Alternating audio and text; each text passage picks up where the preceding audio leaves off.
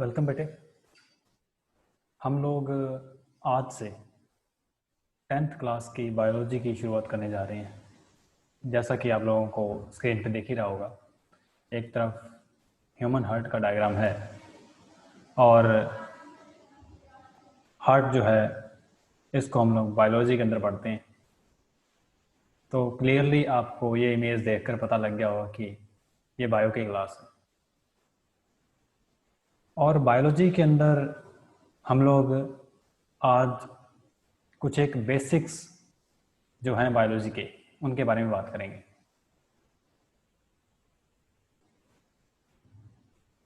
Biology के हम लोग बेसिक्स के बारे में बात करेंगे। तो बायोलॉजी, आइए शुरू करते हैं। बायोलॉजी बायोलॉजी बायोलॉजी जो वर्ड है उसके अंदर दो वर्ड छुपे हुए हैं। बायोलॉजी जो वर्ड है इसके अंदर दो वर्ड छुपे हुए हैं। फर्स्ट जो वर्ड है वो है बायो, जो कि एक ग्रीक वर्ड बायोस से निकला है। बायोस से निकला है, बायोस। तो सबसे पहले तो आप लोग के लिए इंस्ट्रक्शंस हैं कि आप लोग जब इस लेक्चर को सुने तब अपने पास में बायोलॉजी की बुक जरूर रखें और कॉपी पेन अपने साथ में जरूर रखें, जिससे कि आप लोग इम्पोर्टेंट पॉइंट्स नोट कर सकें।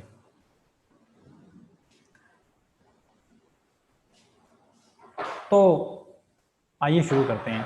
बायोलॉजी के अंदर जो फर्स्ट वर्ड है बायोस, ठीक है, जो फर्स्ट वर्ड बायो है ये बायोस से निकला है। और दूसरा वर्ड है लॉजी। ये जो वर्ड है ये एक वर्ड लोगोस से निकला है। Logos, LOGOS, logos. Bio word जो है और जो लोगोस वर्ड है, अगर हमें इन वर्ड्स का मतलब पता है तो हमें बायोलॉजी वर्ड का भी मतलब पता है। बायोलॉजी जो एक साइंस है इसके अंदर सारा का सारा जो खेल है वो वर्ड्स का है। वर्ड्स अपने आप में सारा कुछ बता देते हैं। जैसा कि हम लोग इसी एग्जाम्पल को देखेंगे, बायोलॉजी का जो खुद का नेम है बायोलॉजी, वो भी अपने आप में बता देता है कि ये है क्या। बायोस वर्ड का जो मीन है वो क्या होता है? लाइफ। बायोस वर्ड का जो मीन है वो क्या होता है? लाइफ होता है, ठीक है। और जो लोगोस वर्ड है इस वर्ड का मीन क्या होता है? To study, to study. तो मतलब यहाँ पर हमारे सामने जो बायोलॉजी टर्म है इसका मतलब हमारे पास में क्या निकल के आया कि study of life, study of life. तो बायोलॉजी के अंदर हम लोग किसके बारे में स्टडी करते हैं? लाइफ के बारे में स्टडी करते हैं। लाइफ के बारे में जब हम लोग स्टडी करते हैं तो सिंपल सी बात है, हम लोग दो वर्ड्स का यूज करते हैं, लिविंग का और नॉन लिविंग का।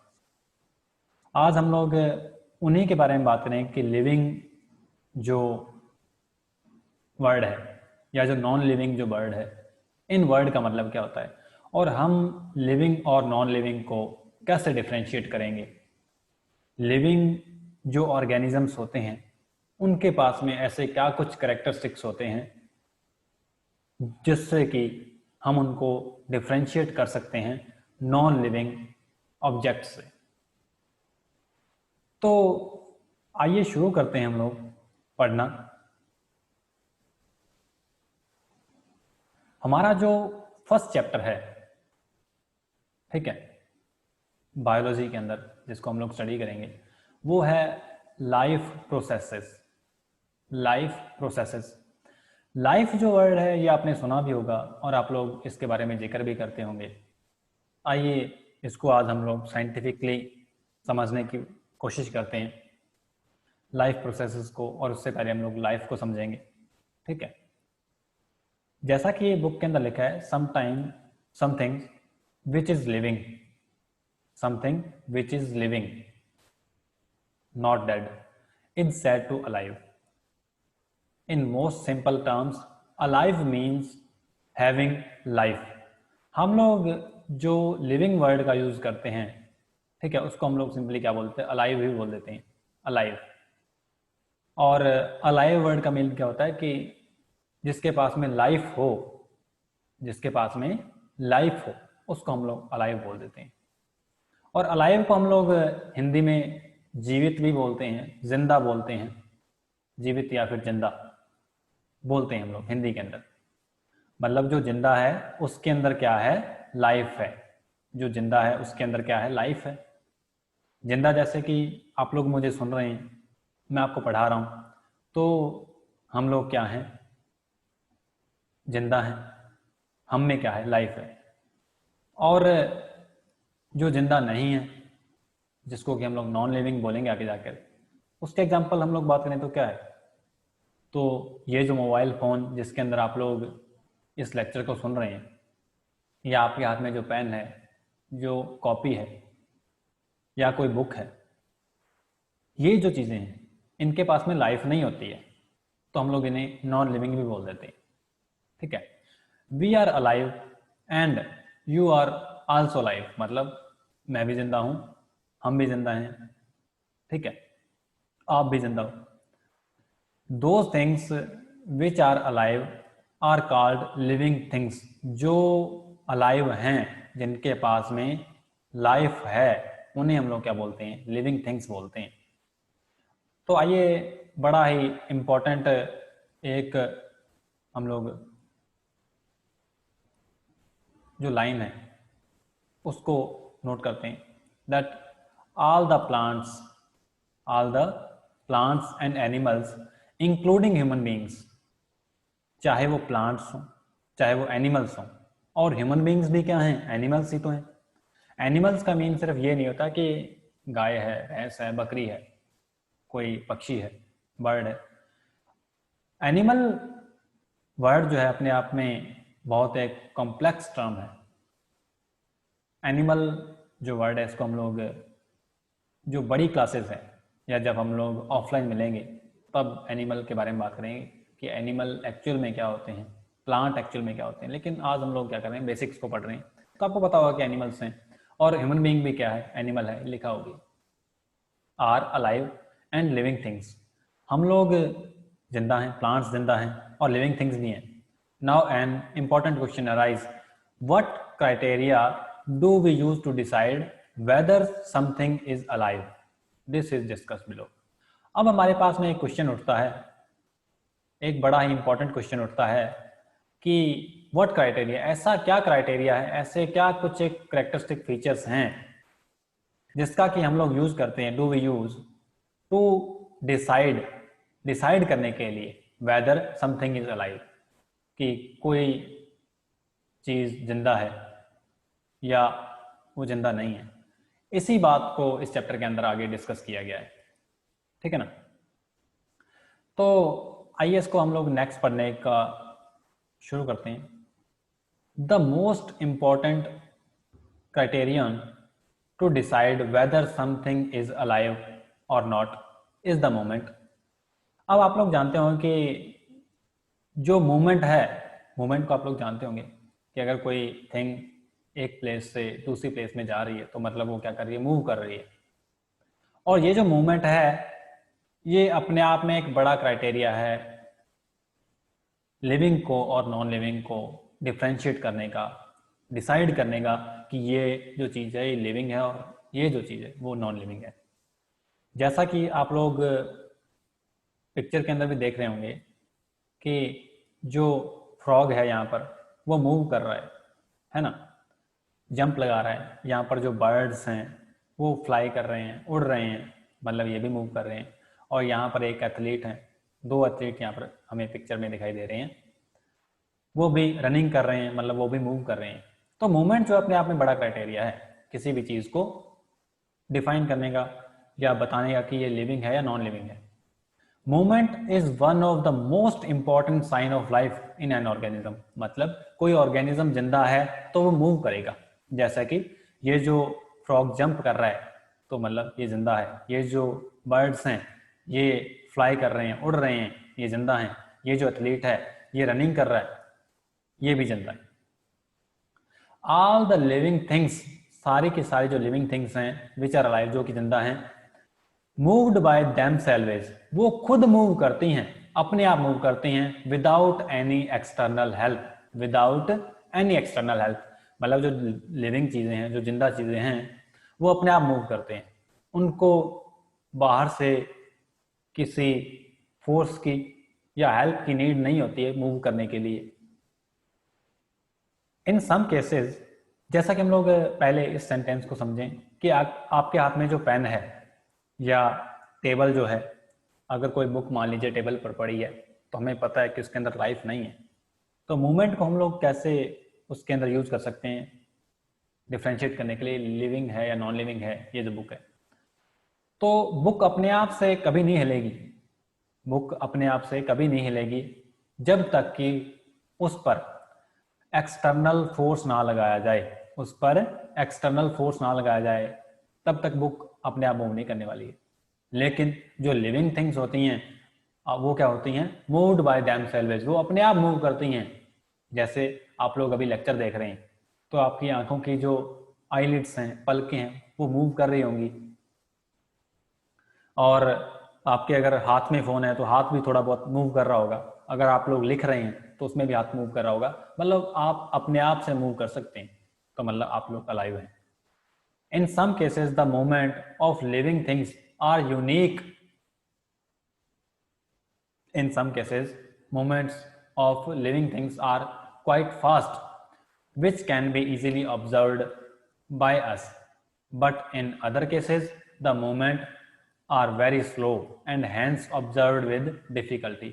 अब कुछ एक केस यहाँ पर बुक जो है हमें क्या बताना चाहती है कि कुछ एक केस हमारे पास ऐसे होते हैं कि जहाँ पर हम लोग मूवमेंट को आसानी से देख पाते हैं, उसको इजीली ऑब्जर्व कर पाते हैं, उसको इजीली ऑब्जर्व कर पाते हैं। कहाँ पर ऑब्जर्व कर पाते हैं, जहां पर जो लिविंग थिंग्स होती हैं वो फास्ट होती हैं, जहां पर वो फास्टली मूव करती हैं, तो उसको हम लोग इजीली ऑब्जर्व कर पाते हैं कि ये मूव करे तो मतलब ये लिविंग थिंग है। जैसे ये जो एथलीट रनिंग कर रहा है तो ये मूव कर रहा है, मतलब ये लिविंग थिंग है। लेकिन कुछ एक केस हमारे पास ऐसे भी होते हैं कि जहां पर जो मूवमेंट है वो इतनी ज़्यादा फास्ट नहीं होती है, तब हमें मूवमेंट देखने के लिए काफ़ी ज़्यादा डिफिकल्टीज जो हैं उसका सामना करना पड़ता है। For example, the movement in most of the animals are fast. जो एनिमल्स होते हैं जैसे कि हम लोग हैं, गाय भैंस, जो मक्खी वगैरह है, ठीक है, फ्लाइज जो हैं, बर्ड्स हैं, ये सारे के सारे क्या करते हैं, फास्टली मूव करते हैं and can be observed easily, और इनको हम लोग इजीली ऑब्जर्व भी कर सकते हैं। But the movement in plants are usually slow. लेकिन जो प्लांट्स के अंदर मूवमेंट होती है वो यूजुअली स्लो होती है, आमतौर पर वो क्या होती है, स्लो होती है, एंड ऑब्जर्व्ड विद डिफिकल्टी, और उनको हम लोग डिफिकल्टी फील करते हैं जब उनको देखते हैं, उसको ऑब्जर्व करते हैं। Animals and plants move in different ways. जो एनिमल्स होते हैं और प्लांट्स होते हैं ये अलग अलग वे के अंदर मूव करते हैं। अब कुछ लोग सोच रहे होंगे कि क्या प्लांट भी मूव करते हैं, तो हाँ, जो प्लांट है वो मूव करते हैं। आपने देखा होगा कि सूरजमुखी का जो प्लांट है, सनफ्लावर जो है, उसका जो फ्लावर टॉप होता है उसकी डायरेक्शन क्या होती है। आपने देखा होगा कि जिस तरफ सूरज होता है, जिस तरफ सन होता है, उसी की तरफ वो फेस करता होता है। जो सनफ्लावर का प्लांट का जो एक्चुअल में फ्लावर होता है, उसका जो फेस होता है फ्लावर का, वो किस तरफ हमें दिखाई देता है, जिस तरफ सूरज होता है, जिस तरफ सन होता है। तो मतलब वो क्या हुआ, वो मूवमेंट ही तो ही है ना। या फिर जब छोटा होता है, जब प्लांट छोटा होता है तो उसका जो स्टेम होता है वो ऊपर की तरफ मूव करता है, और देखते ही देखते कुछ एक सालों में जो प्लांट है वो काफ़ी बड़ा प्लांट बन जाता है। जो देखते देखते क्या होता है, जो प्लांट है वो काफ़ी ज़्यादा बड़ा प्लांट बन जाता है, ठीक है। तो मतलब वो किस चीज़ से हुआ, वहाँ पर भी तो प्लांट ने मूवमेंट ही की है। इसके अलावा जो रूट्स होती हैं प्लांट की, वो किस तरफ मूव करती हैं, वो ज़मीन में मूव करती हैं। तो मतलब प्लांट जो है उनके अंदर भी मूवमेंट होती है, लेकिन एनिमल्स की तुलना में वो अलग होती है, क्योंकि एनिमल चल फिर सकते हैं लेकिन प्लांट चल फिर नहीं सकते।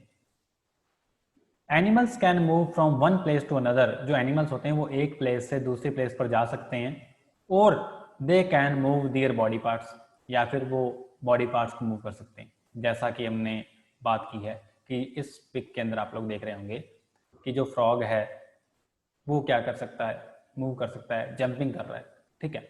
और जो बर्ड्स हैं वो फ्लाइंग कर रहे हैं, फ्लाई कर रहे हैं। तो मतलब जो लिविंग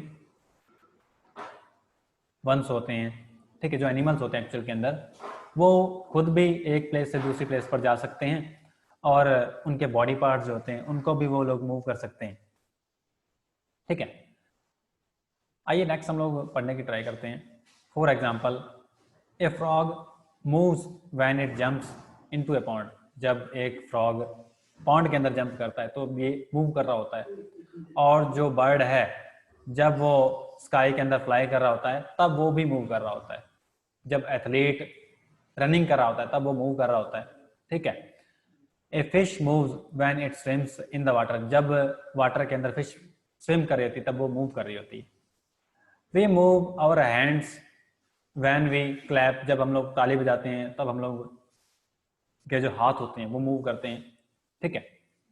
इसके अलावा जो our chest moves up and down when we breathe, जब हम लोग सांस लेते हैं तब हमारी जो चेस्ट होती है वो अप और डाउन ब्रीथ करती है, ठीक है, अप और डाउन मूव करती है।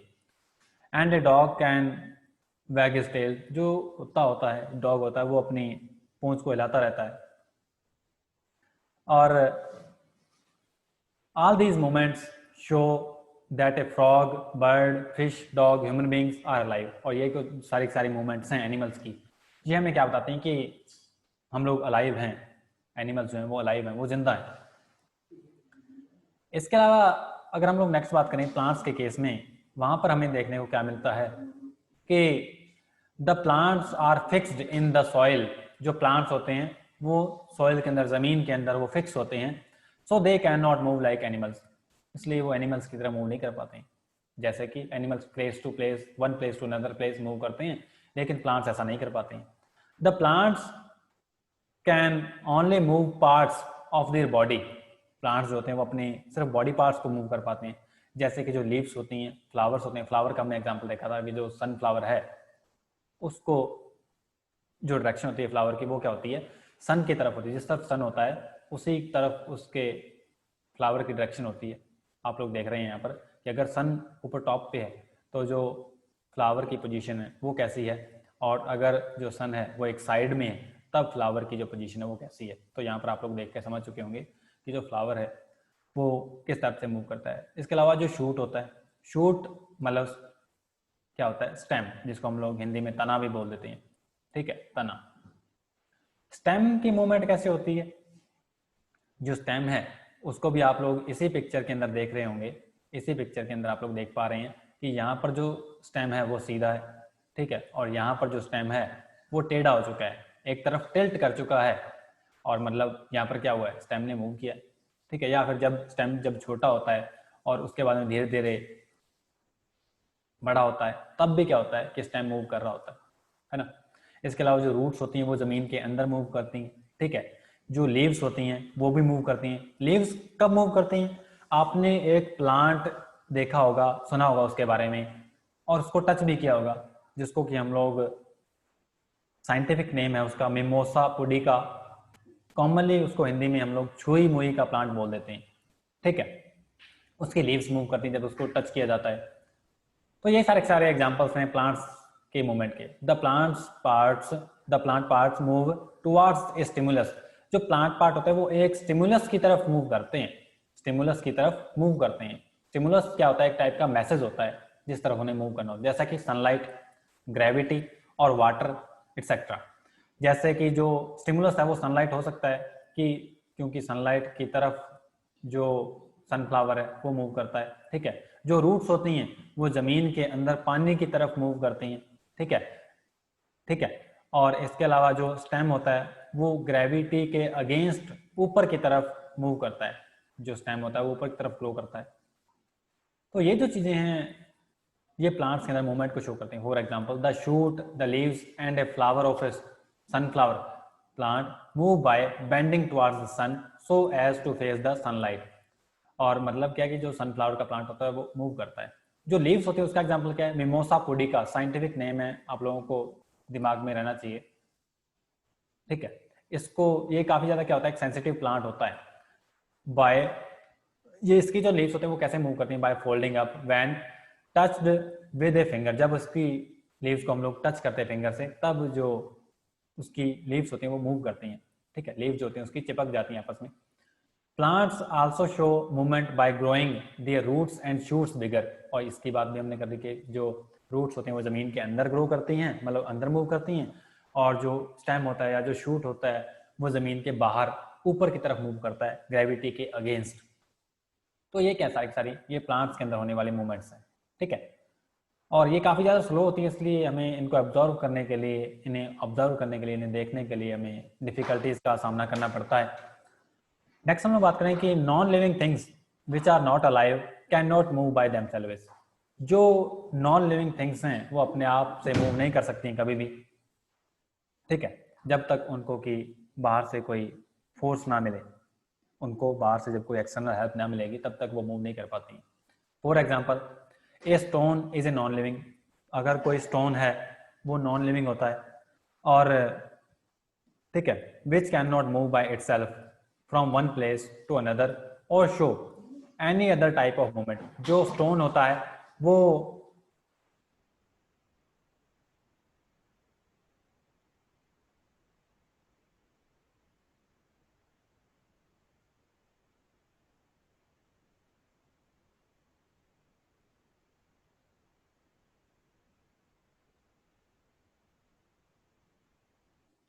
नेक्स्ट हम लोग बात करते हैं कि अगर जो मूवमेंट होती हैं किसकी,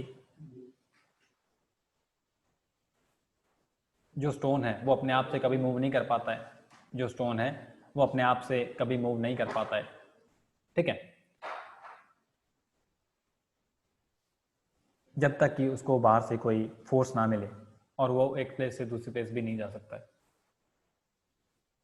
we will have to move it by applying force from the outside. अगर हमें इसको मूव कराना है तो बाहर से हमें फोर्स लगाना ही पड़ेगा, ठीक है। तो ये हमने नॉन लिविंग जो थिंग्स होती हैं उनके करेक्टरिस्टिक के बारे में बात की कि वो मूव नहीं कर सकती हैं। ऑल द लिविंग थिंग्स जो कि प्लांट्स और एनिमल्स होते हैं are made up of tiny living units called sales.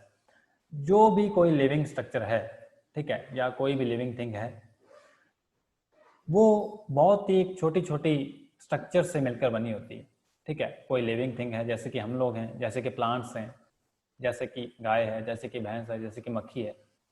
ये जो एनिमल्स हैं या जो प्लांट्स हैं हमने बात की, इनकी जो बॉडी है वो बहुत ही छोटी छोटी स्ट्रक्चर से मिलकर बनी होती है, ठीक है। और उन स्ट्रक्चर को बहुत ही टाइनी लिविंग यूनिट्स होती हैं, उनको हम लोग क्या बोलते हैं, सेल्स बोलते हैं, जिसका कि आप लोगों ने 9th क्लास के अंदर भी स्टडी की होगी। The cells themselves are made up of still smaller particles called molecules।